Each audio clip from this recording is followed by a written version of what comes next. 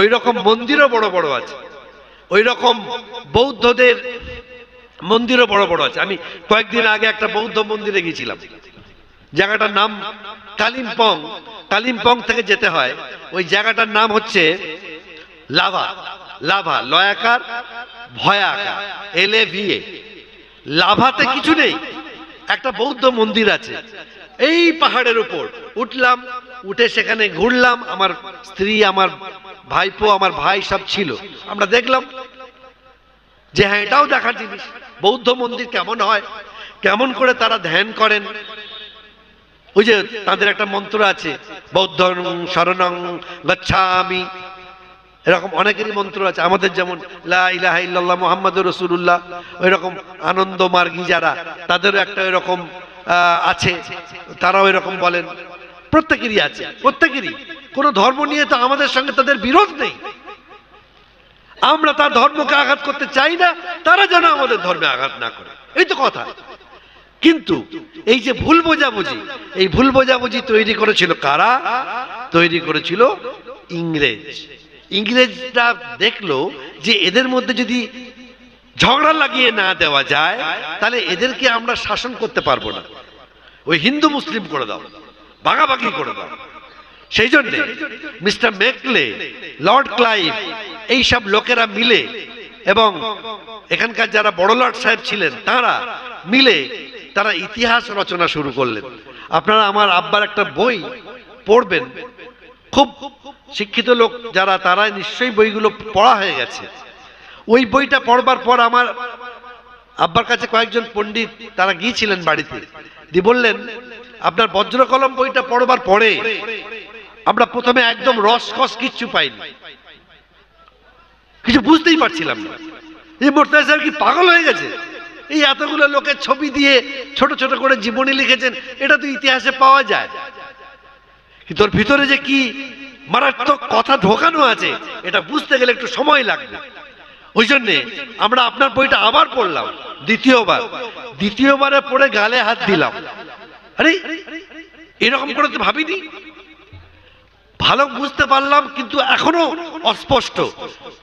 তিনবারের বার আবার বইটা পড়লাম, পড়ে মাথায় হাত দিয়ে বসলাম, সর্বনাশ, এইরকম বিষাক্ত ইতিহাস তৈরি করা হয়েছে। যারা এখানে শাসন করতে এসেছিলেন, যারা এখানে ব্যবসা করতে এসেছিলেন, তাদের একটা কোম্পানি ছিল এখানে, ব্রিটিশ, এখানে ইংরেজের রাজা এবং রানী, তারা এখানে ব্যবসা করতে এসেছিলেন, এবং ব্রিটিশ সরকার এখানে আসেনি। ব্রিটিশরা একটা কোম্পানিকে দায়িত্ব দিয়েছিল যে তোমরা ভারতে ব্যবসা করো, আর ওখান থেকে যা মালপত্র পাবে আমাদেরকে তার ভাগ দেবে, রাজা এবং রানীকে তার ভাগ দিতে হবে, দিয়েওছে। সেই কোম্পানিটার নাম হচ্ছে EIC, ইস্ট ইন্ডিয়া কোম্পানি। তারা এখান থেকে লুট করে নিয়ে গেছে। ইস্ট ইন্ডিয়া কোম্পানির লোকেরা দেখলেন যে আমাদেরকে যদি এখানে শাসন করতে হয়, হিন্দু মুসলিমের ঝগড়া লাগাতে হবে। ঠিক এখন যেমন হচ্ছে, এখন যেমন বিজেপি সরকার ভাবছে যে হিন্দু মুসলিমের এই যে মিল, এই মিলটা যদি ভেঙে দেওয়া যায়, অর্থাৎ হিন্দু যেন মনে করে মুসলিম শত্রু, আর মুসলিম যেন মনে করে হিন্দু আমার শত্রু, অথচ আমার হিন্দু ভাইয়ের সঙ্গে কোনো ঝগড়া নেই, কোনো ঝামেলা নেই। আমার হিন্দু ভাইরা নেমন্তন্ন করলে আমরা যাই না। আমি গিয়েছিলাম, মেমারি পৌরসভার ভাইস চেয়ারম্যান শ্রী সুপ্রিয় সামন্তর ছেলের বিয়ে হলো, তার নেমন্তন্নতে আমি গিয়েছিলাম। আমি নিজে গিয়ে খেয়ে আসলাম। অনেকে ফতোয়া দেয় না, আরে ভাই হিন্দুর বাড়িতে খাওয়া যাবে না, আর হিন্দুর বাড়িতে খেলে কি ঈমান নষ্ট হয়ে যাবে? হ্যাঁ, কোন জায়গাটায় জানতে হবে ওটা জেনে নিতে হবে। আমি গিয়ে নামলাম, নামতেই গাড়ি থেকে নামলাম, আমার ড্রাইভার তখন গাড়িটা সাইজ করছে, এমন সময় একটা ছেলে এসে বলছে আসসালামু আলাইকুম স্যার। প্যান্ট শার্ট পরে একটা ছেলে, লম্বা মতো। আমি বলছি ওয়ালাইকুম আসসালাম বাবা, তুমি? স্যার আমি আপনার ছাত্র। হ্যাঁ, কি নাম তোমার? ও একটা কি নাম বললাম, আমি নামটা ভুলে গেছি। তা তুমি এখানে কি ব্যাপার? বলছে স্যার যত মুরগির মাংস আর খাসির মাংস লেগেছে সব আমি সাপ্লাই করেছি। ও ভালো করেছিস, তো প্রচুর লেগেছে, তো আজকে তো অনেক লোক খাবে, প্রায় 1000 খানেক লোক খাবে, কত মুরগির মাংস লাগবে আর কত খাসির মাংস লাগবে বুঝতে পারছেন। পাশে যে সিকিউরিটি ছিল সে বলছে, স্যার আমাকে চিনতে পারছেন, আমি আপনার ছাত্র। আমি যে, না বাবা চিনতে পারছেন, তোমার নাম কি? বলছে, আমার নাম ইমদাদ। হ্যাঁ হ্যাঁ মনে পড়ছে বটে। আচ্ছা ঠিক আছে ঠিক আছে স্যার, কোনো অসুবিধা নেই, সব খাবেন, সব হালাল। ও সব দিয়েছে, এ সব সাপ্লাই করেছে। আমার এইটুকু জানার ছিল যে আমি এখানে মাংস খাবো না খাবো না। আমার ধর্ম শিখিয়েছে যা আল্লাহর নাম ছাড়া কারোর নামে জবাই করা হয়েছে, কাটা হয়েছে, কাটা হলে তো খাওয়া যাবে না এক। আর যদি জবাইও করে, কাটা আর জবাইয়ের মধ্যে তফাৎ আছে। কাটা হচ্ছে একবারে কাটা, আর জবাই হচ্ছে মিনিমাম 2.5 বার 3 বারে কাটতে হয়। তাহলে আমি জেনে গেলাম যে আমার এখানে খাসির মাংস আর মুরগির মাংস খেতে কোনো আপত্তি নেই। আমার মূল পয়েন্টটা এখানে। আমি যেখানে যাই সেখানে চেষ্টা করি মাংসটা খাবো না। কি বলি? মাংসটা আমি রাত্রে খাবো না। আর দিনের বেলায় হলে বলি, আমার ডাক্তার নিষেধ করেছে, মাছ আর সবজি কি আছে দাও, পুরি দাও, রসগোল্লা দাও, জিলাপি দাও, রাবড়ি দাও, এসব খাবো। তো তাহলে হিন্দু মুসলিম সম্প্রীতি থাকবে কি করে? আমার হিন্দু এমএলএ দাওয়াত দেবে আমাকে, আমি যাব না। আমার হিন্দু ব্যবসায়ী, আমার পাশের দোকান, তার মেয়ের বিয়ে হবে, আমাকে তো কোমরে গামছা বেঁধে তার মেয়ের বিয়ের সময় আমাকে মেহনত করতে হবে, ওটা আমার মেয়ে। এই বিরোধ লাগানোর চেষ্টা যারা করছে তারা রাজনীতি করছে, তারা পলিটিক্স করছে, তারা ভোটে জেতবার জন্য নানান রকম ফন্দি ফিকির করছে। তারা আমাদের বন্ধু হতে পারে না। ঠিক ওই রকম সোমনাথ মন্দির লুণ্ঠন হয়েছিল, ঠিক ওই রকম অমৃতসরের স্বর্ণ মন্দিরে ভারত সরকার আক্রমণ চালিয়েছিলেন। that was the political reason. There was no religion and there was nothing about religion, and religious minded people cannot do this. হতেই পারে না। সত্যিকারের ধর্ম কখনো অশান্তি আনতে পারে না। রাসূলুল্লাহ সাল্লাল্লাহু আলাইহি সাল্লামের জীবনের দিকে তাকিয়ে দেখুন, একটু তাকিয়ে দেখুন। রাসূলুল্লাহ সাল্লাল্লাহু আলাইহি সাল্লাম বসে আছেন, সাহাবাদের নিয়ে বসে আছেন। এমন সময় একটা লাশ, জানাজা বলে না, আমরা জানাজা বলি, হিন্দু সমাজে বলে লাশ, মরা, আমরাও বলি লাশ, যাচ্ছে। তখন রাসূলুল্লাহ সাল্লাল্লাহু আলাইহি ওয়াসাল্লাম, আমাদের প্রিয় নবী, উঠে দাঁড়ালেন। তো সাহাবারা জিজ্ঞাসা করছেন, ইয়া আল্লাহর রাসূল, আপনি উঠে দাঁড়ালেন কেন? বলে, কোনো মানুষ যখন পৃথিবী ছেড়ে চলে যায় তার সম্মানে তোমরা দাঁড়িও, ও আর কোনোদিন আসবে না, সমবেদনা জানাবার জন্য দাঁড়িও। বললে, হে নবী, ও মুসলিম নয় তো, ও তো ইহুদি, বিধর্মী। আল্লাহ রসুল সাল্লাল্লাহু আলাইহি ওয়াসাল্লাম কি উত্তর দিলেন? বললেন, বিধর্মী হলেই বা, সে তো পৃথিবীতে ছিল, আমাদেরই প্রতিবেশী হয়েছিল, আর তো কোনোদিন ফিরে আসবে না। তখন সবাই উঠে দাঁড়ালেন। কি শিক্ষা পেলেন এখানে আমাকে? যে ইহুদি, তিনি ইসলাম ধর্মের ধারক এবং বাহক নন। ইহুদি মুসলিম নন, ইমানদার নন, মুহাম্মদুর রাসূলুল্লাহ সাল্লাল্লাহু আলাইহি সাল্লামকে মানেন না। তার সম্মানে আল্লাহ রসুল দাঁড়াতে শিখিয়ে গেলেন। তাহলে হিন্দু লাশ গেলে আমি দাঁড়াবো না? হিন্দু কেউ মারা গেলে আমি তার বাড়ি যাব না? যে আমারই দোকানের একসঙ্গে ব্যবসা করি, তার বাবা মারা গেছেন কি মা মারা গেছেন, আমি কি তার বাড়িতে সকালবেলায় গিয়ে দেখা করে আসবো না? এটা আমার কর্তব্য নয়? আল্লাহ রসুল সাল্লাল্লাহু আলাইহি সাল্লামের স্ত্রী হযরত আয়েশা, তার স্ত্রী, তার সহধর্মিণী একদিন ঘরে আছেন। একজন ইহুদি এসে বলছে, আসসালামু আলাইকুম। আপনারা আরবি যারা আলেম পণ্ডিত আছেন তারা জানেন, আসসালাম মানে হচ্ছে শান্তি বর্ষিত হোক আপনার উপরে। আসসালামু আলাইকুম মানে আপনাদের উপরে শান্তি বর্ষণ হোক। কার? উপরওয়ালা। আর যদি লটা বাদ দিয়ে দেওয়া হয়, যদি মানে হয়, যদি বলা হয় আসসালামু আলাইকুম, লটা বাদ, লয়া আকারটা বাদ, আসসালামু আলাইকুম মানে তোমার উপরে অভিশাপ বর্ষণ হোক।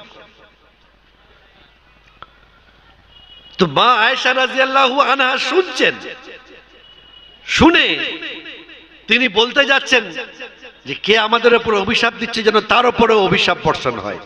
আল্লাহ রাসূল সাল্লাল্লাহু আলাইহি সাল্লাম ঘরে ছিলেন, দিয়ে বললেন, আয়েশা এ কি করছো তুমি?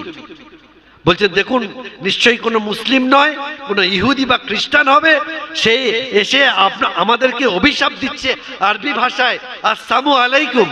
আয়েশা, সে অভিশাপ দিচ্ছে বলে তুমি অভিশাপ দিবে? এটা কি আমাদের কাজ? সেই জন্যই তো তাকে পৃথিবীর শ্রেষ্ঠ নবী করে পাঠানো হয়েছিল, সেই জন্যই তো তাকে রহমাতুল লিল আলামিন এবং সারা বিশ্বের জন্য তাকে রহমত বা করুণা স্বরূপ পাঠানো হয়েছিল। তফাৎ এখানে। আমরা যারা মনে করি যে ইসলাম বোধহয় এই কথাটাই শিখিয়েছে, হিন্দু দেখলেই পারলেই দু চারটে মেরে দাও তাহলে তুমি জান্নাতে যাবে, মোটেই না, ভুল। আমার এক বন্ধু আমার সঙ্গে চাকরি করত, বাংলা ভাষার টিচার, বাংলায় MA BEd, তার নাম জানকীনাথ মুখার্জি। মুখার্জি মানে বুঝতেই পারছেন, ব্রাহ্মণ। ব্রাহ্মণ হচ্ছে হিন্দু ধর্মের মধ্যে তারা একটু উঁচু জাতের, যেমন মুসলিমদের মধ্যে ছিল, আমরা বিশ্বাস করি না, কিন্তু ছিল। কারা? সৈয়দ উঁচু বংশের, মুন্সি উঁচু বংশের, মীর উঁচু বংশের, বেগ উঁচু বংশের, কাজী উঁচু বংশের। কিন্তু আল্লাহ রসুল সাল্লাল্লাহু আলাইহি সাল্লাম এসে সব ভেঙে দিলেন। উঁচু নিচু বলে কিছু নেই, কারণ আল্লাহ রসুল সাল্লাল্লাহু আলাইহি সাল্লাম বিয়ে করে দেখালেন নিচু জাতের মেয়েদেরকে, তথাকথিত নিচু জাত। একজন ব্রাহ্মণ যদি একজন মেথরের মেয়েকে বিয়ে করে তাহলে সে অমানুষ হয়ে যাবেন? এখন হচ্ছে তো, যারা কমিউনিস্ট পার্টি করেন, যারা থাক এখানে থাক, আমার কাছে থাক, যারা কমিউনিস্ট পার্টি করেন, কমিউনিজম বিশ্বাস করেন, তারা অনেকে গরুর মাংস খান।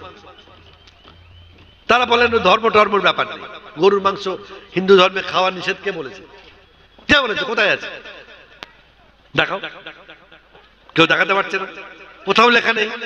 বরং হিন্দু ধর্মে গরুর মাংস খাওয়া সুন্নত কাজ, ইতিহাস সাক্ষী আছে। যদি বলেন তুমি মুর্তজার পোলা, তুমি বলবে আর আমরা মেনে নেবো না, আমার কথা শুনতে হবে না। হাতে মোবাইল আছে, একটু সাইডে যান, একটু টাইপ করুন বাংলায় বা ইংরেজিতে, ঐতিহাসিক নৃসিংহ প্রসাদ ভাদুড়ী, আমার নামটা বলছি, রেকর্ড করে নেবেন, পরে দেখে নেবেন। শ্রী দন্তন্বয় রি সিংহ, নৃসিংহ প্রসাদ ভাদুড়ী গোমাংস নিয়ে কি বলেছেন আপনি দেখুন। সঙ্গে সঙ্গে যদি না আসে, আমি 10 মিনিটের মধ্যে কান ধরে স্টেজ থেকে নেমে যাব যে হিন্দু ধর্মে গোমাংস না খেলে জাতে ওঠা যেত না, যায় না। এখন সেসব নেই, সব মুছে দিয়েছে। এখন কি বলছে? গরু আমাদের মাতা, খুব ভালো জিনিস, কিন্তু গরুর মাংস খাওয়া যাবে না, গরুর গোবর খাওয়া যাবে, গরুর প্রস্রাব খাওয়া যাবে, মাংস খাওয়া যাবে না। এটা কারা বলছে? পলিটিক্যাল লোকেরা বলছে। এটা পলিটিক্যাল লোকেরা বলছে, কোন বিজ্ঞানী বলতে পারে না। কোন প্রাণীর প্রস্রাব, কোন মানুষের প্রস্রাব কখনো সেটা স্বাস্থ্যের জন্য উপকারী হতে পারে না, পারে না, পারে না। This is germ. Urine is germful. Stool is germful. You cannot take it. You cannot have it. তাহলে এটা পলিটিক্যালি এটা একটা গল্প তৈরি করা হচ্ছে, যাতে এই হিন্দু মুসলিমের মধ্যে একটা বিভেদ সব সময় দেখা যায়।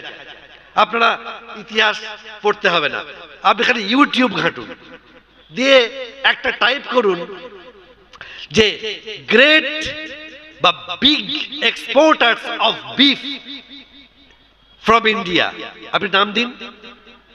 ভারত থেকে সবচেয়ে বেশি মাংস, গরুর মাংস কারা বিদেশে পাঠায়? তাতে কোনো মুসলিমের নাম বড় ব্যবসাদার হিসাবে নেই। সবচেয়ে যিনি বড় ব্যবসাদার তিনি একজন ব্রাহ্মণ, তার নাম শর্মা। কি শর্মা? তাহলে তিনি গরু কাটছেন ডেলি, একটা দুটো নয়, দুটো পাঁচটা নয়, 100-200 নয়, কয়েকশো গরু কাটার পর সে চামড়া ছাড়িয়ে মাংসকে ডিহাইড্রেট করে প্যাকেটজাত করে তিনি পাঠাচ্ছেন কোথায়? চায়না, ভিয়েতনাম, লাওস, এই আপনার এশিয়ান কান্ট্রিগুলোতে, নিউজিল্যান্ড, এইসব জায়গায়। তাহলে দেখা যাচ্ছে যে গরু বা গরু নিয়ে যে পলিটিক্স, এই পলিটিক্স আমাদের সিপাহী বিদ্রোহের সময়ও ছিল। হিন্দু মুসলিমের সঙ্গে আমাদের, হিন্দুদের সঙ্গে বৌদ্ধদের সঙ্গে খ্রিস্টানদের সঙ্গে আমাদের কোনো বিবাদ নেই। আমি তার ধর্মটা মানি না, পালন করি না, কিন্তু আমি অপমানও করতে পারি না। আই হ্যাভ নো রাইট, আমার কোনো অধিকার নেই তাদেরকে আমি অপমানিত করব। কারণ আমার রাসূল সাল্লাল্লাহু আলাইহি ওয়াসাল্লাম আল্লাহর বাণী আমাদেরকে শিখিয়ে দিয়ে গেছেন।